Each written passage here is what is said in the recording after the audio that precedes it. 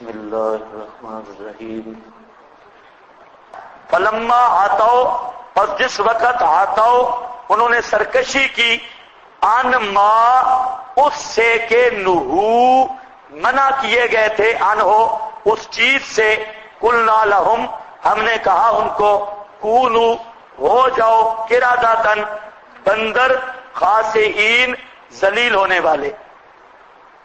یہاں سے سر سید وغیرہ وہ کہتے ہیں کہ بندر نہیں بنے تھے، بلکہ ان کی عادتیں ٹھیک نہیں تھی، جیسے سر سید ہے، شکلیں مست نہیں تھی، ان کی عادتیں بگڑ گئی تھی۔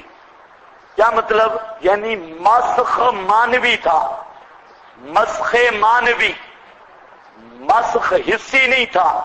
مسخ مانوی کا مطلب ہے طبیعت کا بگڑ جانا اور بندروں والی صفات اور عادات کا پیدا ہو جانا، یہ مراد ہے۔ اور ایک ہے مسخ جسمی کہہ لو یا مسخ حقیقی، کہ حقیقتاً ان کی شکلیں بندروں والی بن گئی۔ کہتا ہے نہیں، یہاں مسخ مانوی تھا، لیکن یہ اس کی بے وقوفی ہے۔ سر سید ہو یا کوئی اور ایسا ڈنگر ہو تو قرآن نے کونو، یہ امر جو ہے یہ امر تکوینی ہے، اللہ نے تکویناً ان کو بندر ذلیل بنا دیا۔ بعض لوگوں نے یہ تجاوز کر کے کہا کہ یہ جو موجودہ بندر ہیں یہ انہی کی نسل سے ہیں، اور وہ جو مسخ ہوئے تھے، حالانکہ قانون الہی یہ ہے کہ کوئی بھی معذب شدہ قوم اس کی نسل نہیں چلتی۔ اور یہ بھی مفسرین نے جہاں پر پوری بات کر کے یہ مسئلہ صاف کیا کہ 3 دن تک زندہ رہے، 3 دن کے بعد وہ مر گئے، اور کوئی بھی معذب قوم ہو اس کی نسل آگے نہیں چلتی۔ تو یہ جو موجودہ بندر ہیں یہ مستقل مخلوق ہیں۔ اچھا، بڑا تعجب ہے، یہ جو پرویزی اور سر سید وغیرہ ہیں یہ ایک طرف تو ڈرون کے اس تھیوری کے قائل ہیں، ڈرون کا نظریہ ارتقاء کہ انسان پہلے بندر تھا، پھر ترقی کرتے کرتے یہ شکل میں آیا، تو ابتدا اس کی بندر سے ہوئی۔ تو یہ سارے بے ایمان ڈرون کے اس نظریے کے قائل ہیں، لیکن اب ابتدا بندر سے انسان بننے کے قائل ہیں، لیکن انسان سے بندر بننے کو مشکل سمجھتے ہیں، کہتے ہیں یہ نہیں ہو سکتا۔ ان کے ساتھ تو معاملہ بالکل صاف ہے کہ اگر انسان بندر سے بنا ہے، مطلب بندر سے انسان بن سکتا ہے، تو انسان سے بندر بننے میں کون سا استعالہ ہے اور اس میں کون سا معنی چیز ہے؟ تو یہ خامخواہ وہی مغربی تاثرات سے متاثرین۔ وَإِذْ تَعَذَّنَ رَبُّكَ، یہ تخویف دنیاوی ہے، اور جب کہ اعلان کیا تیرے رب نے یا اطلاع دی تیرے رب نے کہ ضرور بالضرور اٹھائے گا اوپر ان کے الی یوم القیامہ، قیامت تک، من یا لا یبعثن کا معنی کرو مسلط کرے گا، علیہم اوپر ان کے الی یوم القیامہ، قیامت تک، من ان کو، یسومہم جو پہنچائیں گے ان کو، سوء العذاب، ذلت اور خواری اور محکومیت والا عذاب۔ یا سوء العذاب سے مراد ذلت کا عذاب، خواری کا اور محکومیت کا عذاب، یہ ان کو پہنچائیں گے۔ ان ربا کا، اس پر جو اشکال تھا وہ پہلے بھی میں جواب دے چکا ہوں، الی یوم القیامہ پر آپ نے پڑھا ہے، ام من اہل الکتاب پر، الا لیؤمنن بہ قبل موتہ، وہاں پر میں سمجھایا ہوں حیات عیسیٰ کے مسئلے پر۔ قادیانی دجال نے وفات عیسیٰ سے جہاں پر بھی استدلال کیا، کہتا ہے دیکھو نا یہود قیامت تک رہیں گے۔ اس کا جواب ہے پہلے میں دے چکا ہوں کہ الی یوم القیامہ محاورہ عرب کے مطابق یہ جملہ بولا جاتا ہے، یعنی جب تک وجود رہے گا۔ الی یوم القیامہ کیا ہے؟ جب تک۔ اور آپ کا بھی یہ محاورہ ہے، آپ کہتے نہیں کہ قیامت تک میں تیرے ساتھ نہیں بولوں گا، نہیں کہتے؟ ہاں، قیامت تک تیرے ساتھ، تو کیا مطلب ہوگا قیامت تک کا؟ اور یہ بھی آپ کہتے ہیں قیامت تک جواب نہیں دے سکتا، قیامت تک جواب نہیں دے سکتا، قیامت آ سکتی ہے جواب نہیں دے سکتا۔ کیا مطلب ہے؟ کبھی بھی جواب نہیں دے سکتا۔ قیامت تو آ سکتی ہے، قیامت تو آئے گی، لیکن ہر قوم کا اپنا محاورہ ہے۔ ہاں، جس طرح ان علیک لعنتی الی یوم الدین میں یہ مطلب نہیں کہ قیامت تک غایت ختم ہو گئی، قیامت کے بعد شیطان پہ لعنت نہیں ہوگی، تو وہاں پر لفظ الی یوم الدین ہے، لیکن مراد اس سے ابد الآباد، جب تک وجود رہے گا، جب تک وجود شیطان کا ہے تو لعنت بھی ہے، وہی تعبید والا معنی۔ تو بہرحال یہاں پر بھی یہی الی یوم القیامہ، کیا مطلب؟ جب تک ان کا وجود رہے گا مار بھی پڑتی رہے گی۔ من یسومہم سوء العذاب ان ربک لسریع العقاب، بے شک رب تیرا البتہ سریع، جلدی لینے والا ہے، جلدی حساب کتاب لینے والا ہے، جلد سزا دینے والا ہے۔ انہ لغفور الرحیم، بے شک وہ اللہ البتہ غفور، بہت معاف کرنے والا، رحیم، رحم کرنے والا ہے۔ وقطعناہم فی الارض امما، اور ہم نے تقسیم کیا ان کو بھی زمین کے امما، کئی جماعتیں، کئی ٹولے اور فرقے بن گئے۔ منہم الصالحون، بعض ان میں سے اچھے بھی ہیں، ومنہم دون ذالک، اور بعض ان میں سوائے اس کے، کیا مطلب؟ بد ہیں، اچھے نہیں ہیں، صالح کے مقابلے میں ہیں۔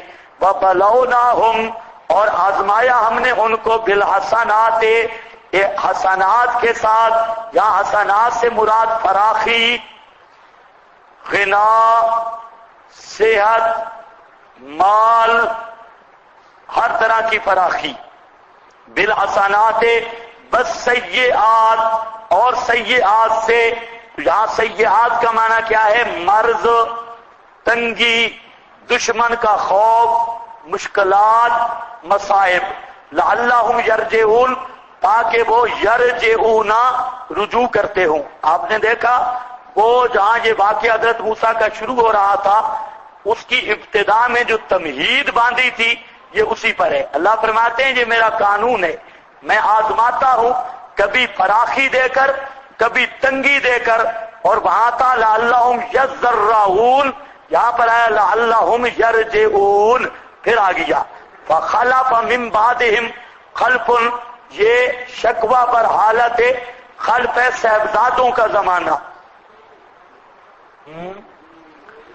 تیسرا دور شروع ہوا کس کا؟ صاحبزادگان کا، اور جو جماعت صاحبزادوں میں پھنس جائے اس جماعت کی خیر نہیں۔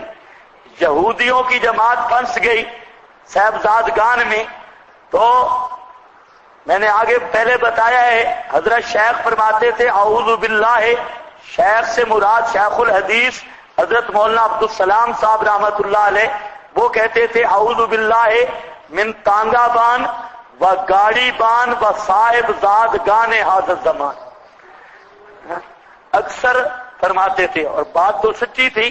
چلو اللہ پاک سب صاحبزادوں کو ہدایت دے۔ فخلف من بعدہم، اچھا چلو اب اس پر تبصرہ نہیں ہو سکتا کہ آپ میں بھی بڑے بڑے صاحبزادے بیٹھے ہوں گے، ہاں کئی اچھے صاحبزادے بھی ہوتے ہیں، سارے برے نہیں ہوتے۔ ایک ہوتا ہے خلف بفتح اللام، اور ایک ہوتا ہے خلف بسکون اللام۔ جو خلف ہے وہ کہتے ہیں صالح جانشین کو، صالح، اور جو خلف ہے لام کے سکون کے ساتھ وہ کہتے ہیں طالح جانشین کو۔ یہ صالح اور دوسرا کیا ہے؟ طالح، طالح سمجھتے ہو نا؟ اچھا، طالح نالیک، فخلف من بعدہم، پس خلیفے بنے، من بعدہم ان کے بعد، خلفن نالیک جانشین، نیچے لکھا ہے خلفن نالیک جانشین، وارث الکتابہ، دیکھنا آپ صاحبزادوں کا حال، وارث الکتابہ، وارث بنے الکتابہ، کتاب کے وارث بن گئے. یأخذون عرض ھذا الادنی، لیتے تھے عرض سامان ھذا الادنی، اس دنیا کا، پیسے بٹورنے شروع کیے.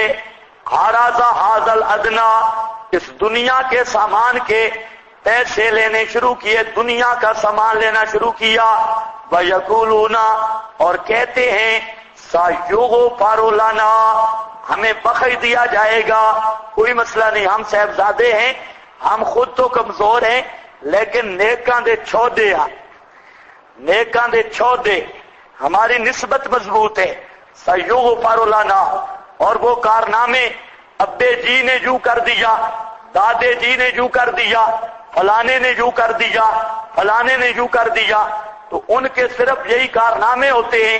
آج بھی آپ سنیں گے قرآن کم بیان ہوگا، ابا جی زیادہ بیان ہوگا. ابا جی، دادا جی، نانا جی بس جہاں کھڑے ہیں تو فخلف، بھائی تمہارا کیا کمال ہے، ابا دادا تو چلے گئے، تم نے کیا کمال کیا، بس یہ نہ پوچھو.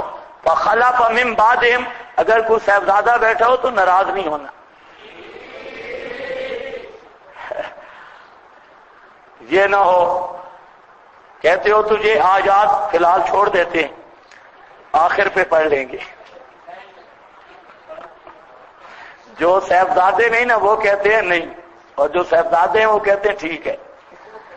ہاں، فخلف من بعدہم خلف وارثوا الکتاب، یہ ذرا دیکھتے ہو وارثوا الکتاب. اس معاملہ میں سب مولویوں سے بہتر رہے ہیں مفتی رشید احمد صاحب رحمت اللہ علیہ، بہت اچھے رہے. ان کے صاحبزادے تھے، مولوی بھی تھے، اور اس طرح کرنا بڑا مشکل ہوتا ہے. انہوں نے اپنی شورا بلائی اور کہا کہ میں مر جاؤں تو میرے جو صاحبزادے ہیں یہ مدرسہ میں پاؤں بھی نہیں رکھ سکتے. مزہ آیا نا، یہ پاؤں بھی نہیں رکھ سکتے. کیوں؟ یہ میرے معیار تقویٰ پر پورے نہیں اترتے. اس لیے خبردار، کسی صاحبزادے کا کوئی حصہ نہیں مدرسہ میں. آج تجھے ہوتا ہے کہ صاحبزادہ بالکل نکما نکھٹو اور باپ تھا بہت بڑا عالم، اب یہ اس کی سیٹ پہ بیٹھ گیا، اب یہ جاگیر چل رہی ہے، مدارس کو جاگیر بنایا ہے کہ یہ ہماری جاگیر اور وراثت ہے، اور مدارس تقسیم ہوتے ہیں، یہ کمرہ فلانے بیٹے کا، یہ فلانے کا، اس طرح سمجھتے ہیں کہ یہ ابے کا ترکہ تھا یا اس میت کا ترکہ تھا. حالانکہ یاد رکھو اس سے بڑا حرام کام دنیا میں کوئی نہیں. اس سے بڑا حرام کام مدرسے کو ترکہ سمجھ کے تقسیم کرنا اور مدرسے کو اجاڑنا، اس سے بڑی غداری اور اس سے بڑی حرام خوری دنیا میں کوئی نہیں. اصل میں مدرسہ یہ باپ کا ترکہ نہیں ہے، یہ مدرسہ تو دین کی اشاعت کا ایک مرکز ہے، اور یہ مدرسہ ہر جماعتی کا ہے. اور جس سے اللہ تعالیٰ خدمت لے لے، اگر ایک آدمی مدرسہ بناتا ہے اور اس مدرسہ کو بناتے اپنی اولاد کی جاگیر، تو اتنے بڑے حرام کا مرتکب ہوا، اپنی قبر، برزخ اور قیامت کو بھاری کر کے گیا. اب وہ تو مر گیا، پیچھے صاحبزادوں نے تقسیم کیا. عالم پر ضروری ہے کہ مدرسے کے بارے میں پہلے فیصلہ کر کے جائے کہ اس کو اور لوگ چلائیں گے. صاحبزادوں کی اگر خدمت کرنی ہے تو ویسے اور جائیدادیں اور ترکہ ان کو دے، لیکن یہ ایسا مسئلہ ہے کہ آج ملا کو بھی خیال نہیں، آج مولوی بھی مدرسے، مسجدیں ان کو ترکہ سمجھے ہوئے ہیں، اور یہی سمجھتے ہیں بس میری اولاد کا ٹھکانہ بن گیا. یہ بہت عجیب بات ہے. بھئی آپ اس پر غور کر لیں کہ آپ جتنے علماء حضرات بیٹھے ہیں، آپ اگر دنیا کا کام کرتے تو بہت بڑی آپ کمائی کر سکتے ہیں. ماشاءاللہ صحت بھی بڑی اچھی ہے اور ویسے سمجھداری بھی اچھی ہے، دوسرے لوگوں سے ہر لحاظ سے آپ فائق ہیں. لیکن آپ دنیا کو چھوڑ کر یہاں مدرسے میں آنے کا مقصد کیا ہے؟ میں تو یہ سوچتا ہوں کہ ہم اگر دنیا کا کام کرتے تو بہت کچھ کما سکتے تھے، لیکن ہم نے دنیا کو کیوں چھوڑا؟ صرف اللہ کو راضی کرنے کے لیے، دین کی خدمت کے لیے. اور کتنی بدبختی ہے کہ ہم آئے اللہ کو راضی کرنے کے لیے ہیں اور یہاں پر بھی آ کے اللہ کو ناراض کر کے جائیں تو اس سے بڑی بدبختی کوئی نہیں. تو یہ چھوٹی چھوٹی چیزیں جو ہوتی ہیں اس کا خیال رکھنا ضروری ہے. مدرسہ کسی کی جاگیر نہیں، کسی کا ترکہ نہیں. مدرسے کا حقدار وہ آدمی ہے جو مدرسے کا آل ہے اور اس کو چلا سکتا ہے، صحیح معنوں میں مسئلہ بھی بیان کر سکتا ہے اور مدرسے کو چلانے کا حق بھی ادا کر سکتا ہے. آج یہ دور اشاعت التوحید پہ بھی آیا ہے، اس میں بھی ہمارے بڑے بڑے اکابرین تھے اور جن کے علم کی دھاک بیٹھی ہوئی تھی پوری دنیا پر. اب وہ جب چلے، پیچھے جو لوگ آئے وہ اس معیار پہ پورے نہیں، لیکن دوسروں کو جو کام کے مدرسین تھے ان کو بھی نکال دیا کہ ان کی شہرت نہ ہو، اور بالکل مدرسوں کو وہ بھینسوں کا باڑا بنا کے اور وہاں پر سارا ڈرامہ کر دیا. تو اس لیے یاد رکھو یہ جماعت کے ساتھ بھی غداری ہے، مشن کے ساتھ بھی غداری ہے، اور یہ اللہ تعالی اور اسلام کے ساتھ بھی غداری ہے. تو یہاں پر صاحبزادوں کی یہی عادت تھی، وارث الکتاب، کتاب کے وارث بن گئے اور یاخذون عرض هذا الادنى، انہوں نے کتاب کو بیچنا شروع کر دیا. بیچنے کی تفصیل آپ پڑھ چکے ہیں. مسئلہ چھپا لیتے، مسئلہ نہیں بتاتے تھے، پیسے لیتے یا مسئلے کے بھی پیسے لیتے اور کتاب اللہ کے نام پہ ہدایا اور کتاب اللہ کو ذریعہ کمائی کا بنا لیا. آپ بھی ایک بات ذہن میں رکھ لیں، ایک تو ہے عثمانیوں کے ساتھ مسئلہ اجرت مسائل، یہ اجرت تعلیم قرآن یا امور دینیہ پر، وہ تو اپنے مقام کا ہے، لیکن اس کا یہ مطلب نہیں کہ طالب علم اور مولوی اپنا ذریعہ معیشت قرآن کو بنا لے اور ذریعہ معاش قرآن کو بنا لے. جو قرآن پاک سے مقصد آج کل کئی قاری ملتے ہیں ہمارے پاس آتے ہیں، مولوی کہتے ہیں جی چھوٹے چھوٹے بچے ہیں کوئی جگہ بنا دو. تو میں بھی کہتا ہوں بے ایمانہ، تو بچوں کا پیٹ پالنا چاہتا ہے تو مزدوری کر، قرآن پڑھانا مقصد ہی کوئی نہیں. چھوٹے چھوٹے بچے ہیں اس لیے ہمیں جگہ بنا دے. تو یہ ساری اسی زمرہ کے اندر ہے. وارث الکتاب یاخذون عرض هذا الادنى، زمین یہ ادنا دنیا سے اس دنیا کا عوض لیتے، سامان لیتے. وَيَقُولُونَ، اور کہتے دوسرا مرض، پہلا مرض کیا لکھا ہے؟ حرام خوری. او بزرگو، یاخذون کے نیچے کیا لکھا ہے؟ حرام. مرض اول، اونچے بولو، مرض اول حرام خوری، اور وہ بھی بے تکلف. حرام خوری اور وہ بھی ماشاءاللہ. اور آگے یقولون، مرض دوم بے باکی. بے باکی کا مطلب ہوتا ہے کھل کر بے حیائی. بے باکی، بے باک کتنے ہو گئے؟ خطرہ بھی کوئی نہیں. سیغفر لنا، کہتے ہمیں بخش دیا جائے گا. کیوں؟ لأننا ابناء اللہ وأحباؤہ، اس لیے کہ ہم اللہ کے محبوب ہیں اور اللہ کے پیاروں سے ہماری نسبت ہے. وہیں یاتہم حرض، اگر آئے ان کے پاس سامان، مثلہ، مثل اس کے، لے لیں گے اس کو. جتنا بھی صاحبزادوں کو مال دو تو صاحبزادوں کے ساتھ یاری بھی تب لگ سکتی ہے، اس کو مال دو. الم یؤخذ علیہم میثاق الکتاب، کیا نہیں لیا گیا تھا علیہم اوپر ان کے میثاق الکتاب، میثاق کتاب کا وہ کیا تھا؟ اللہ یقولوا علی اللہ الا الحق، وہ عہد یہ تھا کہ نہیں کہیں گے یہ اللہ کے متعلق مگر سچی بات. کیا مطلب؟ مسئلہ بیان کریں گے، اللہ کے بارے میں تلبیس نہیں کریں گے. جو اللہ تعالیٰ کا مسئلہ ہے اس کو بیان کریں گے، تلبیس ڈنڈی نہیں ماریں گے. یہ وعدہ لیا گیا تھا. وَدَرَسُوا مَا فِيهِ، اور پڑھا انہوں نے وہ جو اس کتاب میں تھا. یہ کتاب کو پڑھتے بھی ہیں. داراسو کا معنی کر رہا ہوں، داراسو پڑھا ان صاحبزادوں نے، ماں وہ مسئلہ پیے جو اس میں تھا، یعنی یہ جو وعدہ تھا کہ مسئلہ بیان کریں گے، اس کو پڑھا بھی ہے. جان بوجھ کے بے ایمان بنتے ہیں. بدار الآخرہ، اور گھر پچھلا، خیر، بہت بہتر ہے. للذین واسطے ان کے یتقون جو بچتے ہیں ایسے عقائد اور اعمال سے. افلا تعقلون کیا تم عقل سمجھ نہیں رکھتے؟ اتنی موٹی بات بھی نہیں سمجھتے کہ آخرت کا گھر ملے گا کس کو؟ للذین یتقون. تم جو کہتے ہو نا کہ نسبت کام آ جائے گی، ہمارے بڑے بڑے نیک تھے اس لیے ہم بخشے جائیں گے، تو ہی خیال است و محال. آخرت کا جو گھر ملے گا اس کے لیے شرط ہے یتقون، تقوی. افلا تعقلون